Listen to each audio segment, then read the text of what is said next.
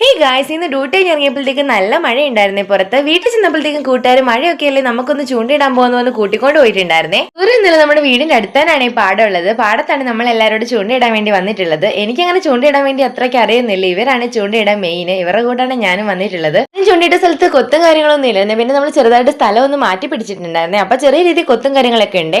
നമ്മുടെ തീറ്റെടുക്കല്ലാതെ മീനൊന്നും അങ്ങോട്ട് കിട്ടുന്നില്ലായിരുന്നേ. കുറച്ച് നേരത്തെ പരിശ്രമത്തിന് ശേഷം സഹിയിട്ട് അവൾ എടുത്ത് എറിയൊക്കെയാണ് ചൂണ്ട.